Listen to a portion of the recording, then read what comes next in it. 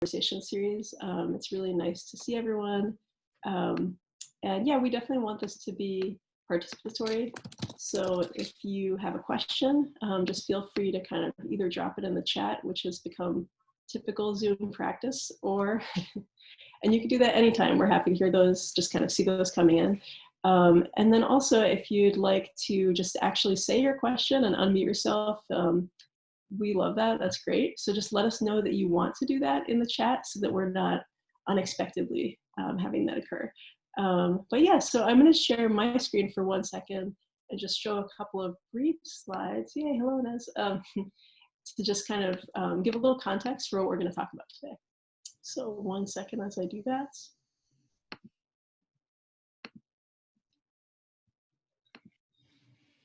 Okay.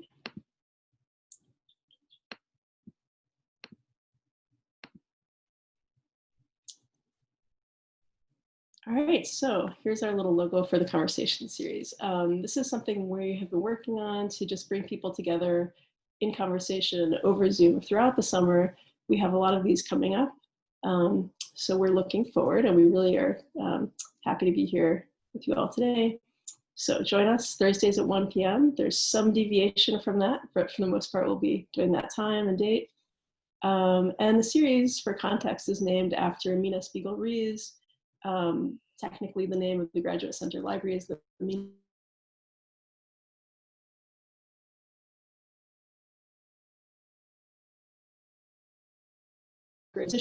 Center's first president back in 1971. So pretty interesting person to follow up on.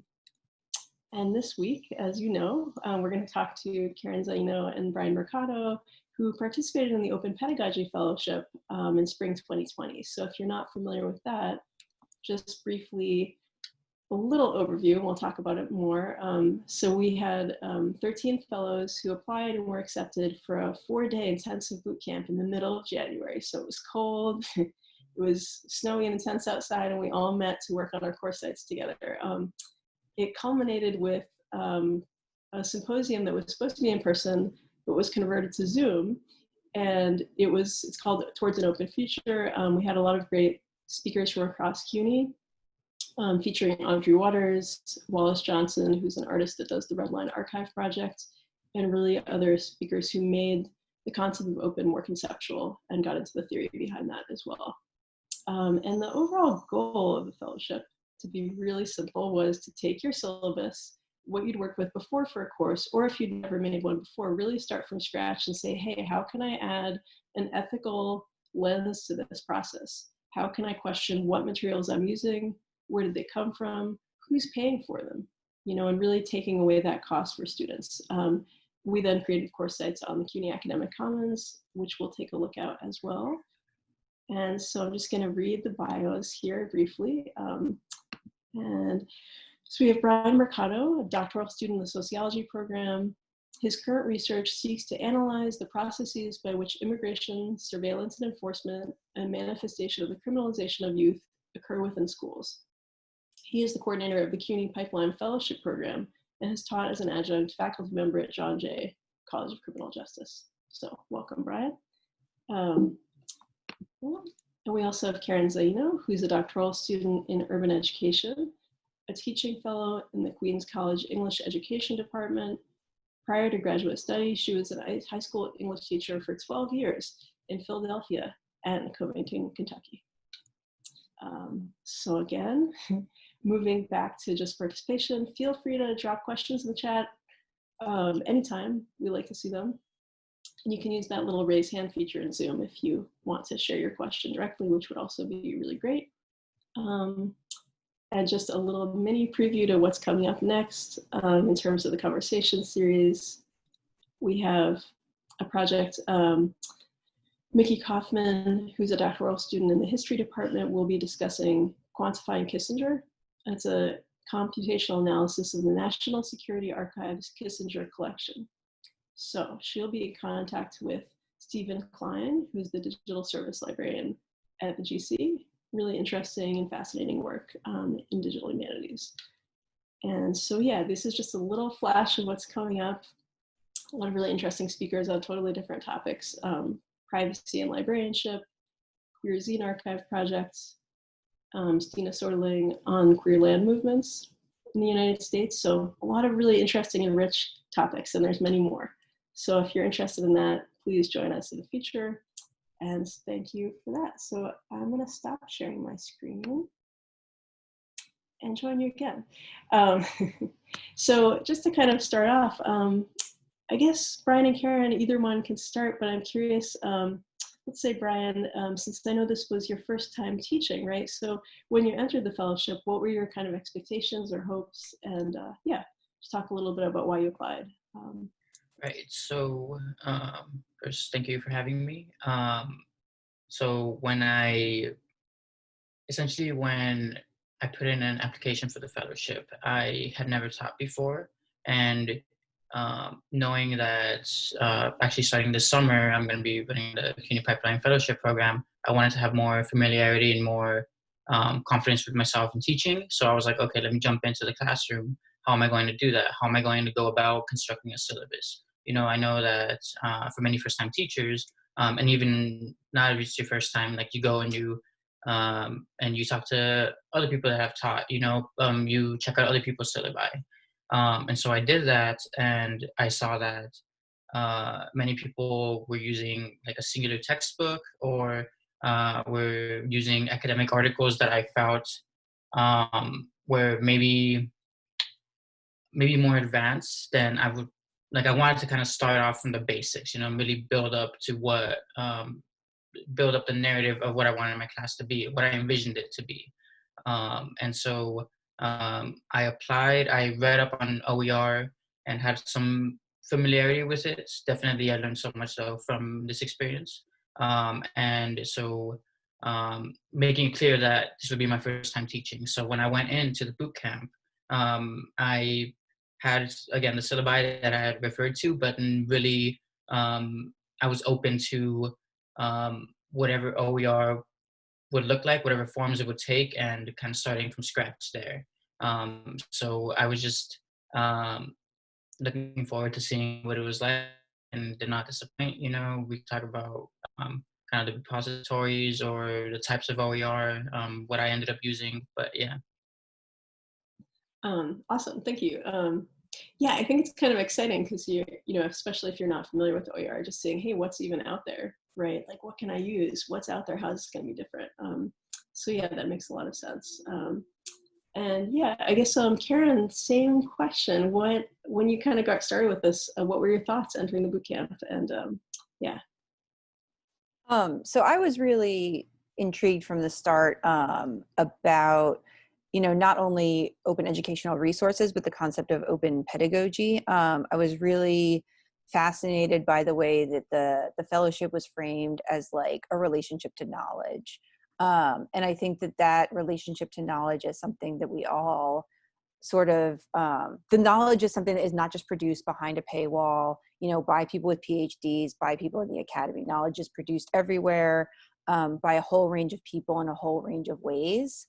And I was particularly invested in that idea because as someone who's teaching teachers, I want them to take like a similar orientation to their own students. And so I always think about what I'm doing in the classroom at the graduate level as something that should be something teachers can potentially do in their own classroom. And so, I don't have to tell anyone that New York City public schools are grossly under-resourced. And so the opportunity to build something by, drawing on the free resources that are out there, by drawing on the knowledge that people are creating in non-traditional ways, is something that I think can be very powerful, both for its like very practical implications of you might not be able to afford books, but then also for the sort of more theoretical implications of what really counts as knowledge, both within a academy classroom and then also in K-12 schools. And then the boot camp really provided a lot of interesting ideas about that. I really enjoyed, Polly's sort of history of her own involvement with like building, I'm not going to remember any like of the names of anything she did, but like, basically like being the archivist of the ACT UP movement and like being involved in that kind of stuff was really powerful and a really important reminder of the way that knowledge is used in all of these ways beyond how we might normally think of it being used or traditionally think of it being used. And I also then appreciated that we complicated the idea of open. I think that it was Emily who brought up at one point how, you know, producing things for free and then letting other people use those can have some like complications in terms of whose labor is then sort of given away and how that labor gets taken up. And so I thought that those issues, you know, the fact that like we were thinking about all these different angles was very beneficial for me. Great. Yeah, thank you so much. Yeah, I think the bootcamp had so much going on in terms of different speakers, right? 4 days of kind of learning about this stuff. And yeah, just for context, so Polly's talk, Polly is now the interim dean of the CUNY Libraries, but at that time was the chief librarian at the Graduate Center, and yeah, presented on just kind of the development of databases that are now public, that magically have appeared as public into the world, but had a whole activist history of why that happens. So we think of resources as just being out there and we can grab them, but a lot of government funded research during the 80s and 90s was behind paywalls and was not open. So particularly AIDS activists had to work really hard to get that to happen. Just for the audience context at this point. Yeah, I mean, I think the one follow-up question I had for you was, do you feel like teachers, since you're teaching or training teachers, do you feel like they are kind of exposed to any of this level of thought, you know, about kind of where materials come from at this point, or what was their reaction or in those convos that you've had? So I would say that they were, and I think that this, I would guess that this was also Brian's experience with his students, that people were very grateful. Like first and foremost, people were very grateful for not having to buy textbooks, which is not a small thing, because in, you know, we also know that CUNY is under-resourced, that students tend to be lower income, Black and brown, and that they also might not necessarily have the resources necessary to buy a $700 textbook. And so I think that there was sort of this like initial sort of relief on that end. And then in terms of bringing things to their own classroom, I think that teachers do that all the time. I don't think that they have thought about as much the ethics of who is producing or where it's coming from or why it's available. I think teachers will often just as eagerly, you know, take something from teachers, pay teachers that they can find a way to illegally download or pay to download, as they will from, you know, a sort of like open access journal or database.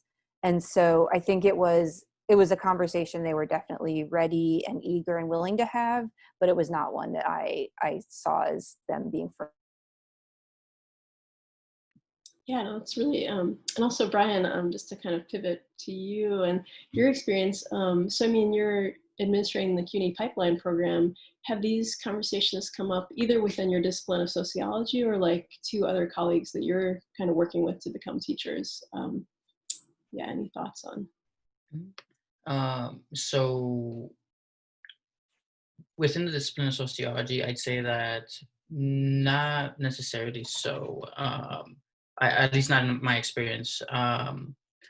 Many of, like when I've had conversations with people about like, oh, okay, you know, I'm part of this fellowship program, it was more conversations in terms of like a way that that would help you like kind of construct a syllabus using these materials that were available online in a legal way. So there was some discussion of like the legality of it, the kind of ethics of it, but not really a full conversation in terms of like the labor behind it, right? Or like proper kind of citation, for example, Creative Commons, all those things that we've talked about. Within the CUNY pipeline program, I mean, these are ongoing discussions and ongoing actually thoughts that I'm having, because I'm looking into the possibility of potentially having my quote unquote course site for the fellowship program on the Commons. So to have something that the students are going to be able to refer to, have like kind of the site that, is the home for at least their cohort, and to be able to get their readings from there. But then I'm still gathering the materials myself that I want to use. And there's also the possibility of, of linking out um, to the readings if they're not available, if they're not open access.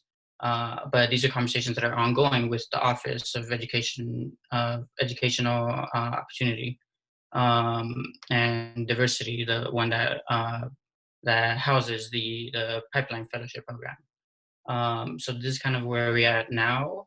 Um, but these are just ongoing discussions, and I love to have them with people. But this isn't necessarily something that we get into, like, it's kind of like similar to what Karen was saying, right? Where it's like, there's a discussion of like, okay, these are things that are available, and like, but not really a discussion of the labor that goes behind it. Cool, thank you.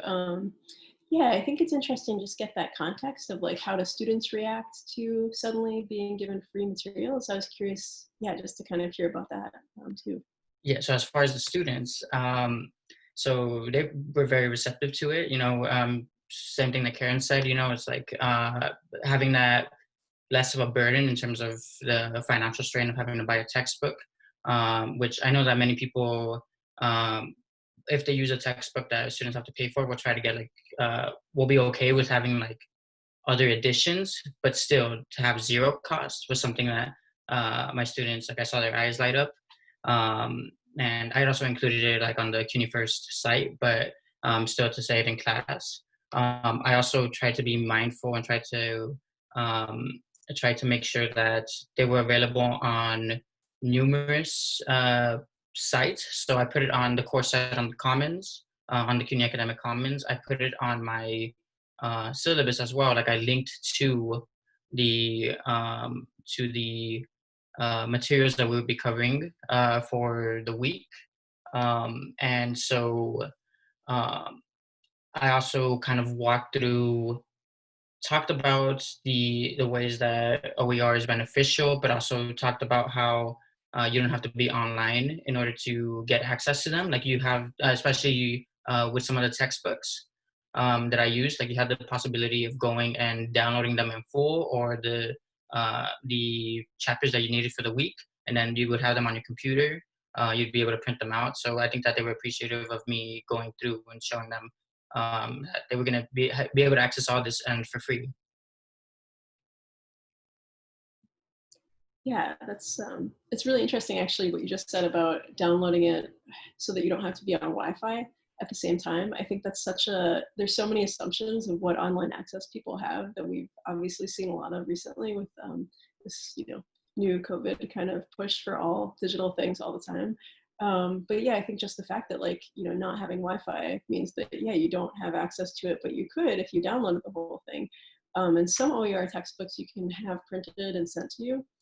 Like print on demand kind of style. Not many, it's like one specific platform that does that, but I think it's just an interesting way to stretch your imagination of like, do we have to have everything actually online at all times? Or is that not really like a realistic expectation for folks? But yeah, that's really interesting. Karen, did you have thoughts on kind of students and that little light up of their eyes of happiness when they realize things are free, or yeah? Yeah, like I said, well, Brian, first of all, I really like the idea of like reminding students that a lot of, I didn't really do a textbook, but I had like PDFs, and so I should have like spent more time talking about how a PDF can be accessed, whether you're online or not, once you download it. So I really like that idea. But yeah, I think we didn't have official course evaluations this semester due to COVID-19, but I gave sort of like an informal course evaluation. And one of the things that actually came up quite frequently was people were very grateful, both for the course website where everything was located, which they found easier to navigate, I think, than Blackboard. And they were also, again, like sort of very about the zero cost class. So I think it definitely has. Cool, yeah. And I think, I would hope that doing the boot camp prepared you both to suddenly have to teach online. It's kind of a magical secondary benefit of it.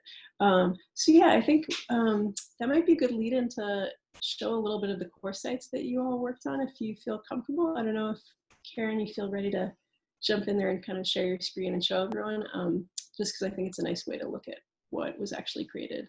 Yeah, absolutely. Let me jump into here. Share. Okay, so that's, I have several different tabs open here. Sorry. Second. Okay, so can you all see this? Yep, we can see. Okay, thank you. So this is the course website. I made it on the CUNY Academic Commons. I really liked that.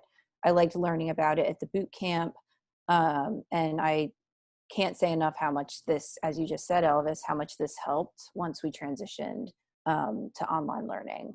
So, you know, I made like a pretty skeletal site.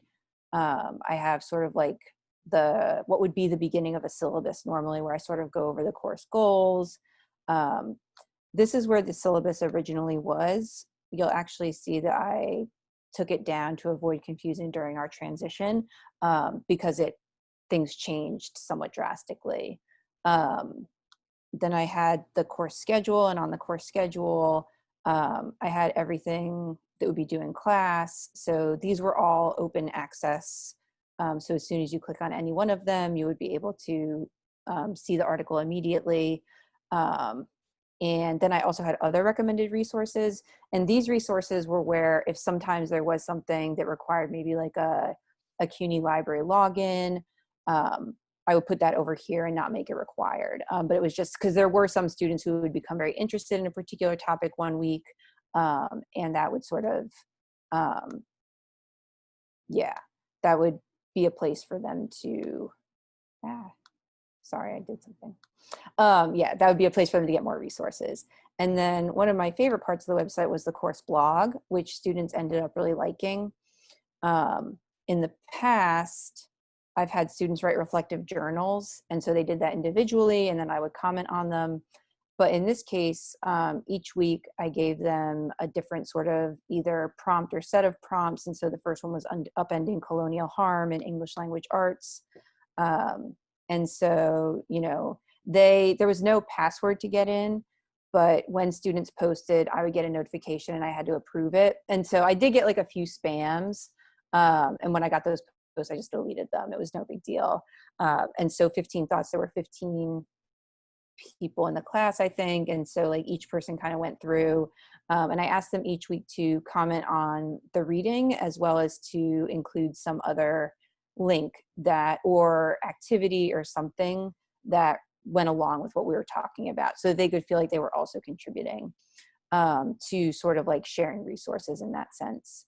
And then I had like explanations of the different assignments. And then each week I was able to upload the slide decks that I used, as well as back when we were in person, students themselves would give presentations in class. And so this is taking a while to load, but their presentations could also be uploaded here. So yeah, so that was like the basic course website. I'm seeing if the slide decks will appear. So here's like a model of some of them. Yeah, so there was a lot of like really cool stuff that you could do with the website, and it was a really good resource, and the students really liked the blog, talked about the blog and the evaluation, and appreciated having everything easily accessible there, as opposed to on Blackboard where you click a million different links to get to something. Yeah, that's such a great site. It looks amazing. We love it.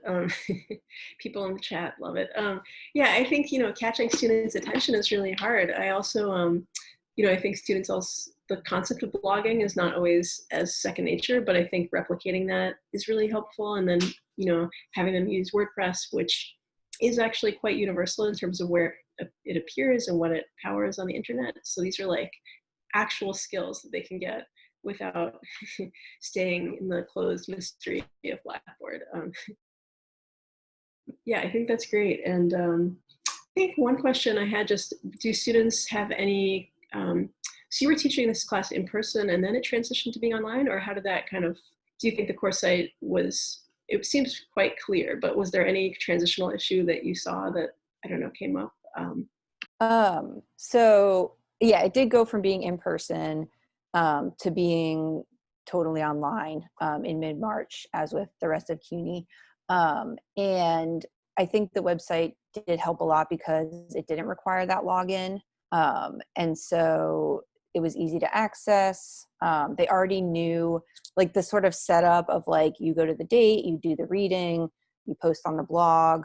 That structure was like really useful to them. And I did, I'll share my screen again really quick because I actually made like a very detailed contingency plan once we went online, which is what first came up. And so I felt really happy to have the course blog, but I also wanted to like do adaptations. The class blog got to continue as scheduled. The handbook, which I'll talk about maybe a little later in the conversation, which was the final project, got to continue because they were using these online resources. But things like class participation and discussion changed significantly. And so, but I was able to upload that to the website so that, you know, if they were to click on the syllabus to see what was going on, they would see, additionally, you can check out the 764 course contingency plan for information. And then the course schedule always remained updated. And so there was a very, I don't want to say it was a seamless transition because I want to honor that like there was a lot of work, number one, that I put in, and number two, I don't think that it was easy for any of us, either as students or as teachers. But I do think that it helped a lot. Yeah. Yeah, no, thank you so much. Yeah, it's a strange and unusual time. And I see we have a question from Inez, who is a former open pedagogy fellow. So I'm curious to see what they will have to say. So yeah, Inez, do you want to just ask your question? Yeah, thank you, Elvis, and thank you, Karen, for sharing. I love your page. Something that, since you made it open, like it seems like the whole page is completely open and public. I would like to know more about how did you approach this openness and like how you kind of like posted that initial question to your students, saying like, this is going to be open, your participations, blog posts, etc. All your work is going to be open to the public. And what type of reactions do you got from them? Because that's like a conversation that for me it's really important. Every semester I approach it differently. I don't know if I found like the right way to do it, and it doesn't really matter how you do it each semester, you get different reactions from them. So I would like to know more about it. Yeah, that's a really good question. I really thought about, so like we learned that I could have put the blog behind password protection, right? Like that was something we definitely discussed in the boot camp. But I thought about my own experience and like I went off what I initially thought I would want as a student before I brought it to the class. I thought for me as a student, it is much easier to just go to a website and post rather than have to go through like remembering a password, you know, contacting an administrator, getting your email right, all that stuff. And so what I did was I explained to them that while they were required to post, they didn't have to post under their real name. And so they could make up a complete pseudonym. I explained to them, you know, like you guys are teachers, you want to be careful about the things that you say about students. You obviously would never want to use real student names, but you want to be particularly careful in this instance. You want to think about student protection. You also want to think about protecting your own job and reputation as a teacher. You know, which is all to say, not that they were saying anything outlandish, but just that you want people to be aware of the consequences of writing in an open place. And so I really encouraged them actually to not use their full name. And a lot of them used maybe just their first name and their first initial, or they spelled their name a little differently, or they made up a different name. And then some of them just used their full name and didn't feel like there was any problem with it. But that was definitely a conversation we had. And I did say, if anyone has any real serious issues with it, we'll talk about it and we'll talk about putting it behind a password. But for the most part, they seem to prefer the convenience of easy posting under like whatever name they wanted to the password protection. Thank you. Thank you, Ines, for that great live question. So I wanted to, Brian, do you have any other thoughts on that question? Because I know it's different for everyone how they frame that for their students. Yeah, so in my framing to my students, very similar to Karen, it was just making sure that they knew that the posts would be like it's open, right? They would be able to be found, especially if they use their name. So um, obviously going into be careful what you're posting, what you're saying, how you're phrasing it, but also just simply knowing that it's connected to you, your words are connected to you.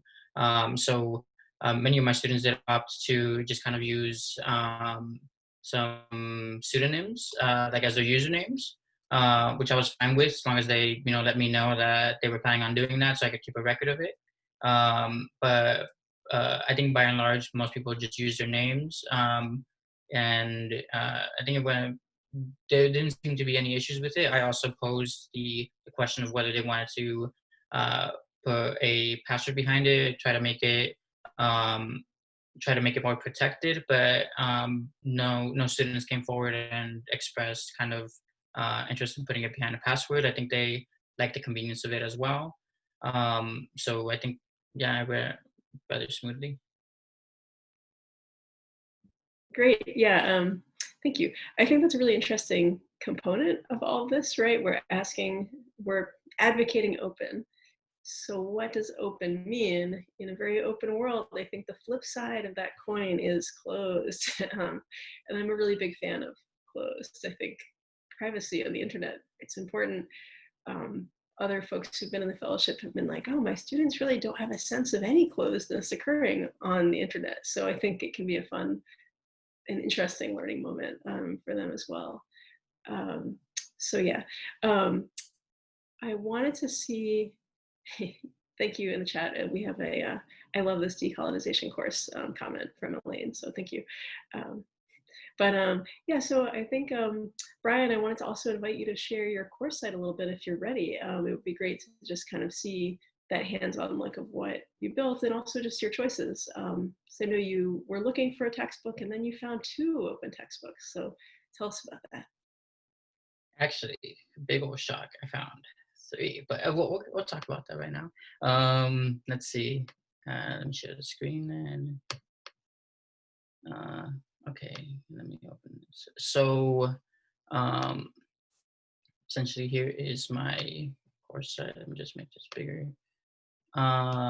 So I actually got the template, the theme from Karen. So we had a discussion during the boot camp, and I was like, oh, I can't find the right theme. And then showed up yours, and I was like, oh wow, that's pretty. You know what? Let me just go ahead and take that real quick. Thank you for that.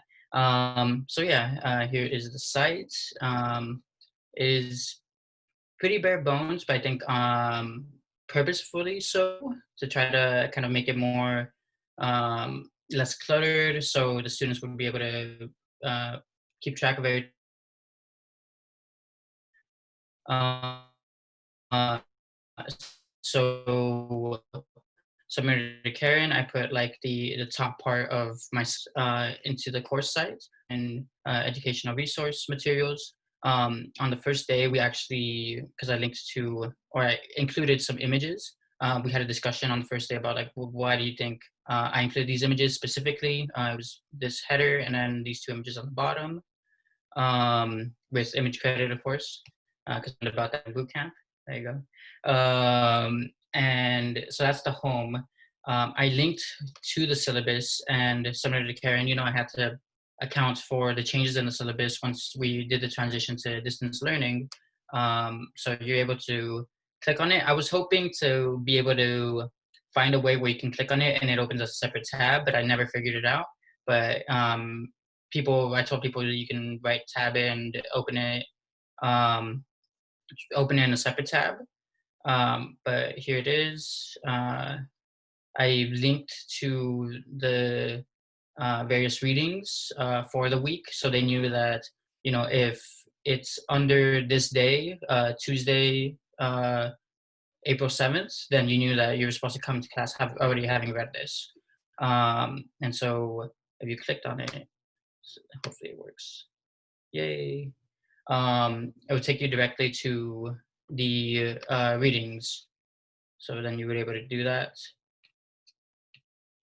Close this real quick. And then of course, like I had shown them about like being able to print it out or download it and all those things. I also included the resources like the textbooks largely here. So like in how would I say it? In their full kind of capacity, like the full textbooks. So the main textbook that I used was the Introduction to Sociology textbook, plain. So if you click on it, it takes you to the very beginning of it. Similar for this one, Intro to Women, Gender, Sexuality Studies. Here's the link to download the book, which I showed them. So I actually was supposed to take off this third one, Sociological Inquiry Principles, because I ended up shifting some of the things that we discussed in class. So this shouldn't be up here, but I think it also serves as just like an additional resource. So I can talk about like things that I took out of my syllabus and that moved to distance learning. But the main textbooks that I used were, and again, because it's an Intro to Soc course, there's a good amount of things available. It was an Introduction to Sociology textbook. The other just straight up sociology book was Sociology, Understanding and Changing the Social World. And there was an Introduction to Women, Gender, Sexuality Studies textbook with a sociological lens that I found very, very useful and very critical that I utilized as well. And the only reading that I used that was not a sociology reading, and two, was not from a textbook, was a news magazine article from, I think, the American Historical Association. So it was a typology of colonialism that I included here as well and linked on the syllabus. I had the spot for online responses. I had previously thought of the option to do that they would have to do 5, and they would have the option, so they would have 8 different options to complete 5 online responses. But then in the move to online, I cut back on some of my assignments to have a lighter load for my students. And I treated them like, how would you say them, like exam reviews, right? So I gave them 3 exams in total. So the questions posed were meant to be kind of like a review for the test. And then people wrote their thoughts here and included their comments. Also had a how-to guide for registering for the CUNY Academic Commons. There was some difficulty, I think, getting them started. Some of them, I think, had a hard time finding the course site for some reason. Some of them, like, it wouldn't show up for them. So we worked through that, and eventually I was able to get everybody set up. And there was several things on the CUNY Blackboard. So I linked to the CUNY Blackboard site for people to see their grades. That's where I posted the slides, and that's where I included the exams as well. So yeah, I think that's pretty much all I have to share from the site. Awesome, thank you. That was really great. Yeah, I think there's something about walking through the site that really helps see what is going on, and especially with the concept of 3 different textbooks being used. Yeah, so I had a question, but also there's one in the chat from Joseph Paul Hill. So he says, Brian and Karen say more about finding and selecting particular OER resources for their courses. Do you find OER sources just as difficult to comb through as regular textbooks? To discuss. Brian or Karen, maybe Brian, you want to start that off? Sure. So I think that there is the positives, right, of having so much material to work with. But definitely comes with the negative. The other side of the coin is that there's just so much material to work with. So especially when many of the intro books were going over the same things. there was 3 different chapters on race and ethnicity. And so it gave me the opportunity to select certain, like, okay, you know, I liked how this reading covered cultural racism better than this other reading, so I used that. But there was kind of the times that it was hard to kind of decide which one worked better. You know, they're covering the same material, but in different ways. So I don't want to overburden my students by including too much reading. So I found ways to kind of integrate them in my discussion, but I had to decide which one to include. There was also the ways that some of the readings were um, so sociology, as I know it, can tend to be conservative at times. So let's put it that way. So some of the political leanings in some of the readings, an example I can give is one of the readings said that something along the lines of, like, you know, police are needed for a civilized society. I was like, okay, wow. And some of the terminology used as well, I was like, okay, don't, I don't, I didn't want to include some of those readings. And sometimes those were the ones that that had like certain like outdated terms, were some of the ones that covered the material in a way that was most clear. So I sometimes had to balance having to include some material, but giving like a disclaimer before to the students, like, these are outdated terms, and having that discussion in class on why we don't use these terms, particularly around gender and sexuality. So the most critical of the readings, intro to, I forgot the order, women, sexuality, and gender, I think it was. An issue, but in some of the other 2 readings, at times it was. And so it was a balance and on that front. And I think just to the point about the typology of colonialism, reading, the only one that was not sociology and did not come from a textbook, was that none of the readings covered colonialism in a way that I wanted to engage in that discussion with, and to tie it into like contemporary global inequality. So there was discussions, obviously, of like inequality between nations, but not really like a deep kind of dive into the colonial histories of it. So I think that the intro to sexuality, gender book covered like neocolonialism and colonial subjects, but it's not in a way that dived into some of those histories in the way that I thought would be good for the discussion I was trying to have.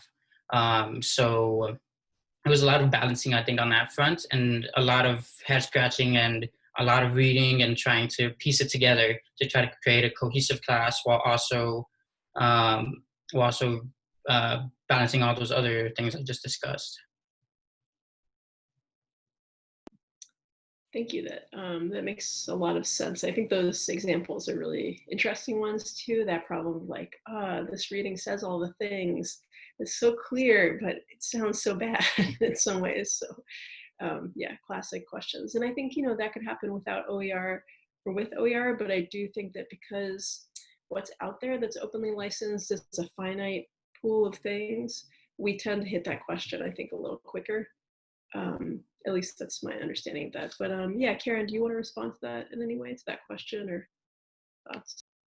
Yeah, sure. I also think that there were some struggles to find. For me, I wasn't really interested in a textbook. I was very, very fortunate to be teaching this class, SEYS 764, in the English department, where as long as I touched upon sort of like controversial topics in the curriculum, I was allowed to sort of address whatever I wanted, you know, and that's like a big testament to sort of like the freedom that the department, particularly Dr. Mina Rees granted me in doing the course. And, you know, like they were very excited about the OER and very supportive of it and wanted me to be able to sort of bring in whatever articles I could. And so we learned during the boot camp about that little, and Elvis, maybe you can help me with the name of it, the little like lock that you can like look at and then click on. Do you know what I'm talking about? Yes, indeed, the open access button. Yeah. Yes. I found the open access button and put it on my Google Chrome, so that now and this continues to be really useful for me now, anytime I click on a academic article, I can immediately see either a gray lock or a green open lock that shows me whether that is open access. And if it is open access, I can click on it immediately and access the article, which is, number one, just like really convenient for me as a scholar, but then made my search much easier. I also found, so in English education, I could either spend like a lot of time combing through a whole range of different academic journals, or I could focus on the one that is sort of considered like the main journal, which is called English Journal. And that's what I chose to do. And I found that when I went through every single edition of that journal, or every single issue rather, that they had at least one open access article per issue. And so I just went to every issue, looked through them, found the open access article, and then tried to think about whether it would like fit into my sort of course, which was broadly like related to writing and decolonial approaches to writing. And, you know, like Brian said, there were some pieces that I included with some sort of like reservations or hesitancy. And, you know, being able to have the conversations about those pieces was really important. And that was one nice thing about having the in-person classes, because it was easier, I think, to kind of like have those conversations. But yeah, once I found the open access button, and once I found that this sort of flagship journal had many examples of open access pieces, that really worked well for me, and worked very well for finding like good pieces for the students. Nice, thank you. And thanks for mentioning this obscure button that can magically, yeah, kind of indicate whether something is available. There's a couple different ways to do that, but I think that's an easy one to just see while you're actually searching, like, oh, hey, what can I get right now? Make that process a little more transparent, because paywalls are all about not transparency. Yeah, I wanted to just kind of pause and see if any of our audience members have questions. If you'd like to either ask it live by unmuting yourself, or if you wanted to drop a question in the chat, we are more than happy to take questions. Anything at all would be useful. Like, you know, if you're just new to OER and you're like, what is all of this? But secondarily, I was going to ask Karen and Brian, while we have you here, thoughts on the symposium. That's a little bit different than what we're discussing right now, because we've mostly been talking about your course sites and your progress like within the fellowship itself and then teaching online. But yeah, was there any takeaway that you had from the symposium? I mean, it was a 5-hour long Zoom event, so another intensive, but either one, maybe, I don't know, Karen, do you have thoughts on that? Or yeah. Yeah, I was really excited to hear Audrey Waters. I've followed Audrey Waters on Twitter for a long time, and I really admire and appreciate like the thinking that she's done. And so, you know, her talk was very interesting because I mentioned earlier about complicating this idea of open, and how, you know, she talked about how she eventually did have to sort of close her website because of like sort of the intense harassment that she experienced because of sort of her own like belief systems that she talked about on her website. But what was particularly striking to me was her sort of talking about the future. She really made the future the focus. And she talked about, I believe she called them the futurist consultants who sell us an idea of the future. And she talked about how, you know, that idea of the future is constantly being sold us. The best way to create the future is to issue a press release, and then it will come true. And we see that all the time in the political world. And we see it all the time in education. You know, we all of a sudden see that, like, you know, we see it in this like sort of reimagined education thing that Cuomo and de Blasio and Bill Gates and others are bringing in right now, in terms of like, you know, like, oh, we're reimagining education. And here are the people at the table doing it. And there were no teachers at the table initially. I think they've since changed that. But, you know, that vision of we need to do this, this is what the future will be. It will be online. It will be seamless. that we need to seriously plan our own futures, and that we need to not be convinced by the futures that are sold to us as inevitable. And I found that very, very powerful. And that was something that, you know, my course, I named it Drafting Possible Futures. And I did that because I knew the name of the symposium. It wasn't this like weird coincidence. It was a very, like, I stole the name of the symposium and made it the name of my class. I was really interested in that. And I think, you know, particularly in this time when we're now talking about what abolition means, and how abolition is not just knocking things down, destroying things. It's also really like building entirely new communities, entirely new educational spaces, entirely new ways of having accountability systems and justice. I think that idea of really building and imagining a future and not allowing it to be limited by whatever salespeople or capitalists or other people in power want us to imagine is really important. I'm not sure if this really has anything to do with open anymore, but I just really liked that talk by Audrey Waters. And now I hope that everybody else also really likes that talk and wants to listen to it. So that was my Audrey Waters press conference. I hope you enjoyed it. We loved it. Thank you.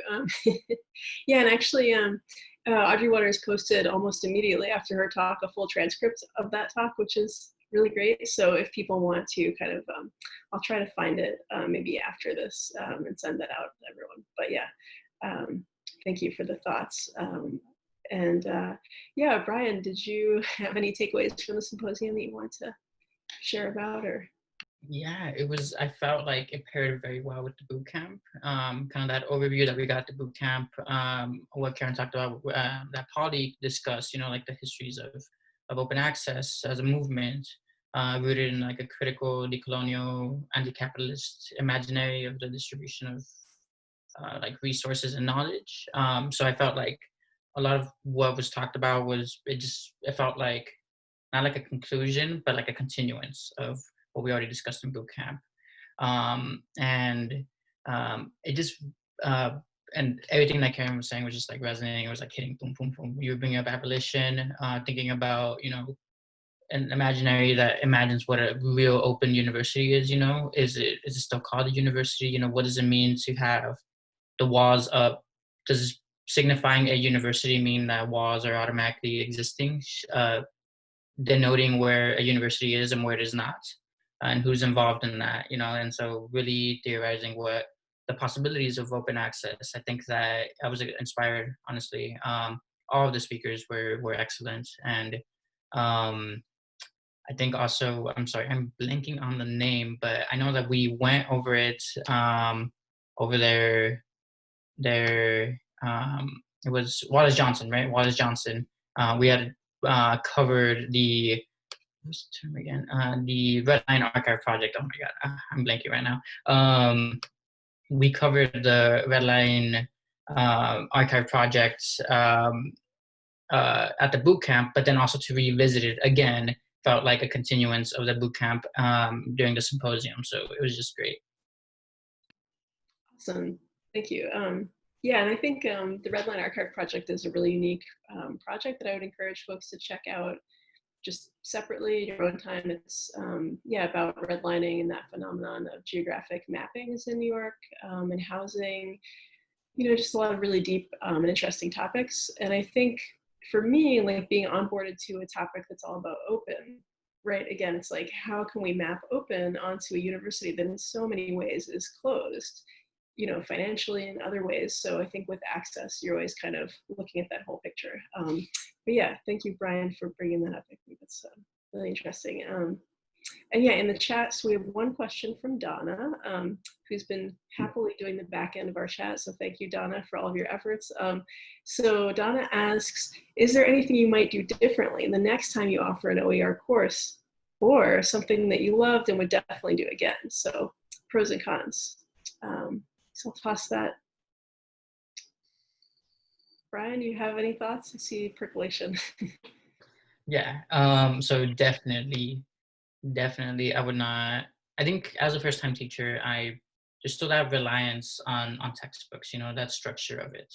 And I think that in the future, I would trust myself more to to know that, I don't necessarily would say that I wouldn't refer back to textbooks, but not to structure the full course. At the very least, to give me like some of those foundational paradigms, some of the concepts, establish common language in the beginning, perhaps using textbooks, and trust myself to go out and get other OER resources through different repositories. I include more interdisciplinary kind of materials in order to have those conversations, because one of my best classes, even though it was online, was with the colonialism one, again, going back to like a material that comes from a historical association news magazine. So knowing that, as long as we have the common concepts, and as long as, what is sociology, as long as I can still say that this is honestly still sociology, and but also including other disciplines, being transdisciplinary, I would go and venture to do that more the next time.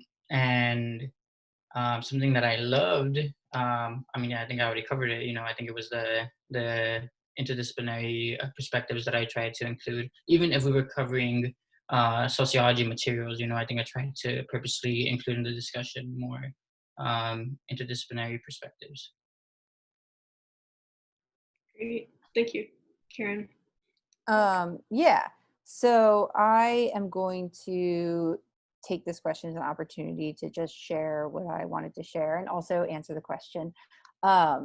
So the one thing that I would do differently is I would like to keep exploring things like hypothesis, which allow for text-based annotation. I was really interested in it, but I also wanted to be realistic about my time and my capacity to do so many different things at once. But I think that, like, as an English education instructor, working with other English teachers who are working with students, I think developing some really interesting annotation techniques is something that I would like to keep doing. So that's something I would like to do differently, or to add to my repertoire of sort of like open access technologies and materials. And then something that I'm just really proud of, because I'm really proud of my students, is the handbook that they made. So I gave them, the handbook was in some ways very frustrating to them, because I did not give them a final exam or a final project that I explained clearly what they had to do. From the beginning, it was just, we're going to talk about this and you're going to decide what you want to contribute. Particularly once COVID-19 happened, I really cut back on the expectations for like how long a contribution should be. I really said it could be anywhere from 2 pages to 10 pages, but like anything is fine. And if you can't do it, that's fine too. One of the things that I did during COVID-19 was I made an automatic all A policy. And I know we're kind of like out of time, but that is also like, I think, a really interesting thing to think about in terms of what it means to make learning accessible during a global pandemic, to like sort of open people to continue to learn without having to stress about grades and things like that. But anyway, so I had them design their own open access resource. So 2 students were in charge of making a website. They chose to also use the Commons, so I gave them different options. And then someone wrote the introduction, which talks about decolonization and its relationship to the course. She chose to do that. Other people wanted to talk about, like, some people wrote about digital literacies and what it might mean to use them in the classroom in a decolonial sense. And so they wrote something and then submitted it to the website designers and editors, who then uploaded it to the website, put all the pictures in, put the captions in. There was like one about young adult literature, with different ideas and options. And so that was kind of the literacy section. And then there was the writing section that focused on, art and writing, multimodal memoirs, journaling. Writing for Wellness is about thinking about like trauma during this time, and how writing can be a way to address it and how to do so thoughtfully. So I just think that I will continue to do these kinds of like collaborative final projects, because I think that too is sort of getting at the heart of what open means. That open is not just about free resources. Open is about, again, as I mentioned at the beginning, a relationship to knowledge that is about building knowledge collaboratively, and then making that knowledge available to people, as Brian said, who exist outside the university. So yeah, it is exactly, it's OER material that can be used in another class. So yeah, I would definitely, I'm going to keep playing around with how students themselves can create and benefit from open access resources. Thank you so much. Yeah, thanks for taking the time to share that. And I think, I mean, both of your course sites are very substantial. And then also interweaving the fellowship to be like, I will create another OER project that I can then use in the future is definitely clever thinking ahead.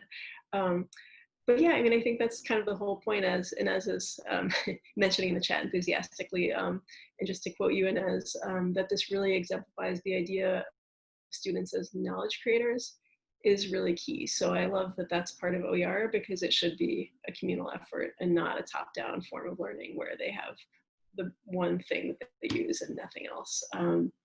But yeah, so I think on that note, we've hit an hour, which is a really rich and excellent conversation. And I just wanted to, it looks like we have some happy response from Inez and some other folks in the chat. So yeah, I just dropped in the chat the upcoming links for future conversations and also the Open Pedagogy site, so that anyone who's interested and curious can kind of take a look at what we all did. Yeah, just information about everyone is there, and I think it's a good overview. But yeah, thank you again, Karen. Thank you, Brian, for your presence and for sharing about your work. So much appreciated. And we'll see you all next time. So over and out. Thank you. Thank you so much. Coming, everyone.